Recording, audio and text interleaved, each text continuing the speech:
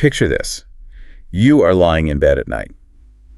The house is, completely quiet. The lights are out. Right. The perfect setup for sleep. Exactly. And you've actually had a pretty good week. You've been hitting your marks, doing your work, maybe even getting ahead on a few projects. Which is great. Yeah, it is. So by all logical measures, this is the exact moment you should be feeling peaceful. You should just be drifting off to sleep. But that's not what happens, is it? No, not at all. Instead of peace, your eyes are wide open, just staring at the ceiling.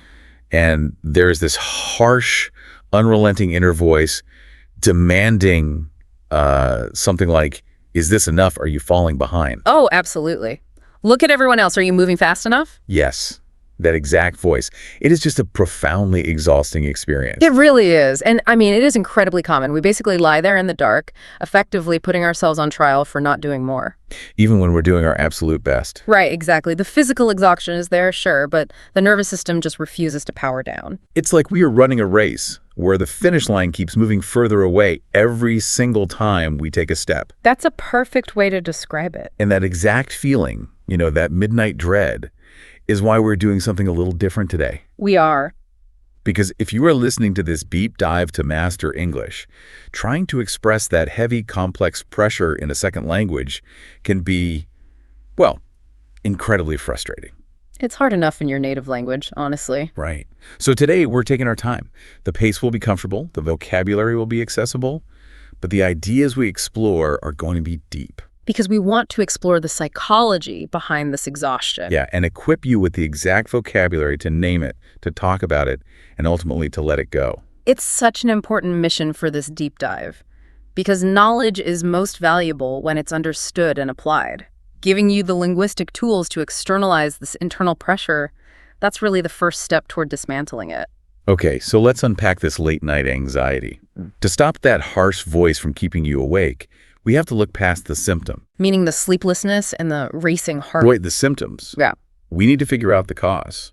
And our sources for today point heavily toward the invisible rules of society, what they call this hidden success timetable. Yeah, that timetable. It's entirely unspoken, yet we all unconsciously absorb it from the culture around us. Like it's just in the air we breathe. Exactly.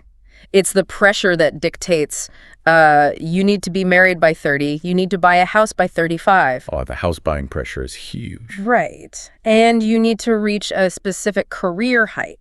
You have to constantly see your performance metrics, your data, and your income climb up and up without ever dipping. I mean, it's exhausting just saying it out loud. It really is. The phrase the research uses for this is the burden of success, which feels incredibly accurate to me. It's a great phrase. It's not a joy. It's a burden. Right, a burden. It's a heavy set of invisible shackles we just drag around. But hold on, I want to push back on this a little bit. Okay, go ahead. Isn't this invisible schedule just, well, how society functions? Isn't this drive, this hustle, exactly what built the modern world? That is a very common defense of the system, actually. Because if we don't attach some pressure to our productivity, don't we just become lazy? Well, we have to separate healthy ambition from what psychologists call performance anxiety, or the success trap. Okay, so ambition versus performance anxiety, what's the difference? Ambition is moving towards something you genuinely want to build or experience. It's positive. Right. What we are talking about with this timetable is moving away from a deep fear of being worthless. Oh, wow.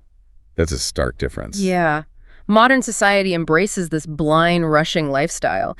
It's lovingly branded as hustle culture. Hustle culture. Yeah, we hear that everywhere. Right. It's an aggressive, almost wolf-like drive to always be producing. But biologically, it literally hijacks our nervous system. How so? Like, what is the actual mechanism there? Well, think about human evolution. For thousands of years, our survival depended on our value to the tribe. So if you weren't pulling your weight... Exactly. If you weren't contributing, if you were falling behind, you risked being cast out. And being cast out basically meant death. Because you couldn't survive on your own. Right. Today, our brains still have that exact same ancient hardware. That is wild to think about. So when hustle culture tells you that your worth is tied to your job title, your salary, or even your social media metrics. Your brain panics. Yes. Your brain processes a bad day at work not as a minor inconvenience, but as a literal threat to your survival. Oh, wow. So hustle culture basically creates a false life or death scenario in our bodies. Precisely. Well, that definitely explains the racing heart at 2 in the morning. The trap is that it tricks us into a state of conditional self-worth. Okay, for our listeners, that phrase, conditional self-worth, is a brilliant piece of English vocabulary to keep in your back pocket. It's a very important concept. Yeah, conditional meaning it only exists if certain terms are met. So my work is conditional on my output. Yes. Conditional self-worth means we start believing that what I achieve is exactly equal to whether I am worthy of being loved. Man, that is heavy. We attach our fundamental human value to our productivity. If I produce a lot today, I am good. If I rest today, I am bad. It makes resting feel like a crime. Exactly. When success becomes a strict condition for your own self-respect, it ruins the simple joy of living. It ruins the joy of creating, just to create. You know what it reminds me of? It's like a poorly coded app running in the background of your smartphone. Oh, I like that analogy. Right. You don't even realize you have conditional self-worth open, but it is silently draining your battery all day long. Yeah, constantly refreshing in the background. Every time you check an email, every time you compare yourself to a friend, the app is running. It's draining your energy. And you don't realize it's happening until you hit the pillow. Exactly. The screen goes dark and your system completely crashes because you only have 1% energy left. That is a highly accurate mechanistic analogy. You are depleted not just from the physical work, but from the emotional labor. The labor of proving yourself. Right, constantly proving your right to exist. And in that framework, rest literally feels like failure. Because you're not doing anything to prove your worth. Yes. You can't just sit on the couch and watch a movie because resting means you are actively losing value as a person. Okay, so we've diagnosed the battery drain. We see the success trap. We see how it works, yeah. We see how the evolutionary fear of being kicked out of the tribe gets hijacked by modern hustle culture. The big question is, well, how do we break free from this? That's the million-dollar question. Because I don't want to just give up on my goals. I still want to achieve things, Of course you do. I want to unshackle myself from the anxiety, but keep the ambition. To unshackle meaning to release or untie. To do that, we don't change our goals. We change our lens. Change our lens? Okay, how? We have to fundamentally alter how we measure the journey. In the sources, this is described as moving away from obsessing over the product. The product meaning the final outcome, the trophy, the bank account. Right. Moving away from the product and learning to value the process. Process over outcome. That's a great, concise English phrase that our listeners can use in the workplace or in your personal life. Valuing the process over the outcome. It is the core mindset shift required to escape hustle culture. Process over outcome. Because success isn't a final destination you arrive at one day, where you suddenly get a certificate saying you are finally worthy. I wish there was a certificate. Right. But success is actually the relationship you have with yourself along the way. It is how you treat yourself while you are trying. I want to break down what that actually looks like in practice. Because saying value the process sounds nice on like a bumper sticker, but it's hard to execute. Oh, it's very hard to put into practice. From what I understand in the research, this requires actively reframing how we talk to ourselves. Yes, reframing is key. Like shifting away from the toxic idea of, if I don't get amazing results today, I completely failed. Right. And mechanistically, the reason focusing on the outcome causes so much anxiety is because you rarely control the outcome. That is so true. You don't control the market, you don't control your boss's mood or the economy. So what do we do? We have to shift our focus to what we do control. The new internal dialogue becomes, my focus, my passion, and my personal growth are assets that no one can ever take away from me. So the growth is the asset, not just the trophy. Exactly. I get the growth aspect, I really do. But what about the sheer speed of modern life? The pacing. Yeah, the pacing. Because even if I am focusing on my own growth, I still feel this intense pressure to do it at 100 miles an hour. That's the hustle culture again. Right. If I'm not learning a new language, optimizing my diet, and getting a promotion all by Friday, I feel like I'm failing the timeline. That is the timetable creeping back in, and that requires a second major shift. Okay, what's the second shift? We have to move away from forcing a pace we can't handle just to meet outside standards. Forcing a pace, yeah. The antidote to that rushing is to choose a pace where your soul can breathe. To realize that your personal peace is infinitely more important than the data you produce. I love that phrase. Choosing a pace where your soul can breathe. It's very visual. It is. And actually, there's this beautiful imagery I read in our research for this deep dive, and it ties perfectly into this idea of pacing. Oh, the boat analogy. Yes, the boat. Yeah. The author suggests thinking of an old, sturdy wooden boat. It is safely anchored in a quiet, dark bay. Just resting there. Right. Now, that boat isn't always sailing at top speed. It isn't always fighting massive waves or crossing oceans to discover new lands. Sometimes it just needs to be anchored. Exactly. Sometimes it's just anchored. But its stillness, its safety, its ability to just exist in the dark alongside the wind and the rain, that is in itself a complete and full existence. It doesn't need to be moving to be a boat. Yes, the boat doesn't need to be moving to be a boat. It has intrinsic value. It is whole, just as it is. Exactly. And for our listeners, wholeness is a term you will see a lot in this kind of literature. Wholeness. It means being complete. It means you don't have a missing piece that you need to go find in a promotion or a new car. You are already whole. And if we apply that concept of wholeness to the late night anxiety we started this conversation with, we arrive at the third crucial shift. The final shift in the mindset. Right. The late night voice says, I have to win today to earn a good night's sleep. Ugh, I hate that voice. We all do. But the reframed mindset, the voice of wholeness, says, no matter tomorrow's results, I am enough just living quietly tonight. I am enough just living quietly tonight. That is so validating. It really takes the pressure off. It does. Yeah. It brings us right back to that wooden boat just sitting in the rain. But here is the reality of the situation. Let's hear it. It is very easy for us to sit here discussing philosophy, preaching process over outcome at 2 p.m. with a coffee in our hands. Very true. But when it is 2 a.m. and the house is dead quiet and your heart is pounding, philosophy completely fails us. Because you're in a physiological stress response. Right. You can't just intellectualize your way out of a panic attack. The brain needs a physical off switch. So, what do our sources say about surviving that specific midnight dread? You're entirely correct to bring that up. When the sympathetic nervous system is highly activated, when you are in that fight or flight mode we talked about earlier, logic just isn't enough. Not at all. You have to transition from abstract theory into a highly practical physical routine.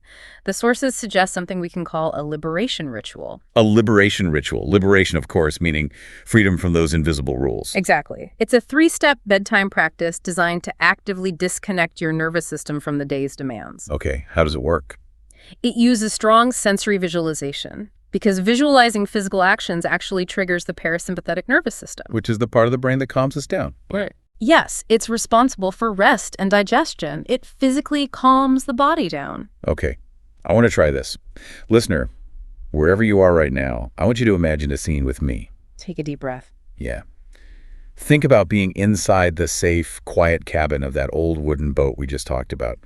Outside the boat, a heavy, cleansing rain is falling. Just hitting the deck. You can hear it hitting the wooden deck above you with a deep, grounding sound. It is safe in here. It is warm. I want you to imagine leaving all your daytime baggage, your emails, your obligations, right at the door of the cabin. Leave it all outside. And we're going to walk through 3 steps. Step 1, drop the anchor. In this step, I want you to visualize taking the heavy iron anchor of your success timetable. All those invisible rules. Exactly. Think of all the things you feel you must achieve by a certain age, all the pressures weighing you down, all the expectations you carry. Gather them into that heavy iron anchor. Just bundle them all up. Yes. And in your mind, throw it deep into the sea. Watch it sink into the dark water. And as it drops, you tell your brain, tonight, we have no milestones to reach. Wow.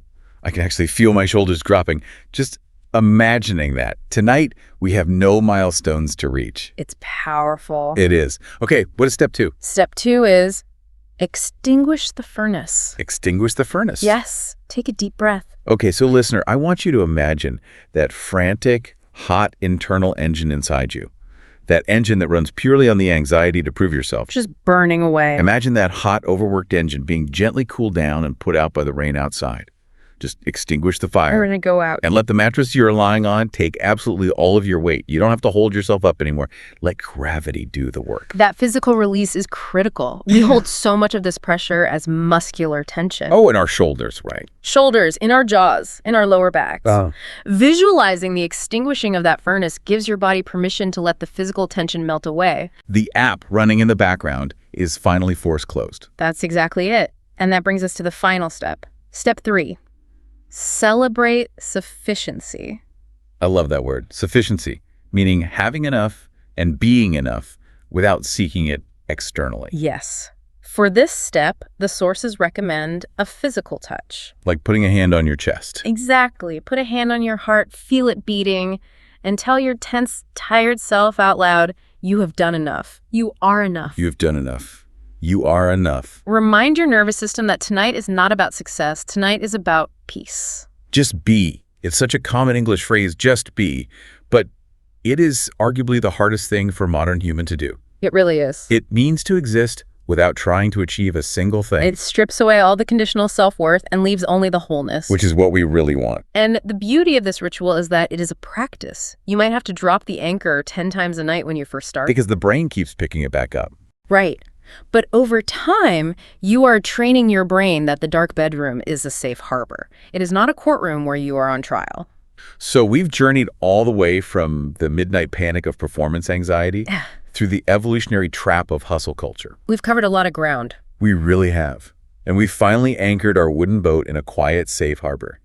We've learned that process matters more than the outcome. Always. And that your worth is absolutely not tied to your productivity. And this raises an important question for all of us, not just for those learning English, but for anyone navigating the modern world. Yeah, what's that? How much of our daily exhaustion is self-imposed because we're desperately trying to meet an invisible standard that someone else made up? That is a tough question to answer. Recognizing that we hold the keys to our own shackles is incredibly empowering. Taking the time to do this liberation ritual, to intentionally drop the anchor, extinguish the furnace, and celebrate sufficiency. That is how we actively begin to heal our nervous systems. It really is. It takes work, but it is deeply necessary work. And as we bring this deep dive to a close, I'll leave you, our listener, with a final audio picture. A moment of calm. Yes, a moment of pure calm to take with you into your evening. Imagine right now that you are wrapped in a warm amber light. Just very soft and safe. In the background, there is this deep, relaxing, low-pass filtered lo-fi music playing. It feels like a warm, heavy blanket. A perfect setting. In this safe space, we want to give you an ultimate healing affirmation, something you can repeat to yourself tonight, tomorrow, or anytime you feel the battery draining and that heavy burden returning. Listen to these words. Let them settle into your mind and recognize the truth in them. Whenever you're ready. I unshackle myself from the world's expectations tonight. I release the need to prove my worth. I am whole, I am safe, and I'm allowed to just be. I unshackle myself from the world's expectations tonight.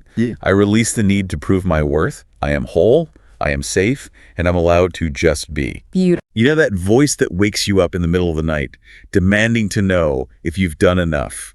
That voice is a liar. It's just ancient hardware misfiring in a modern world. Exactly.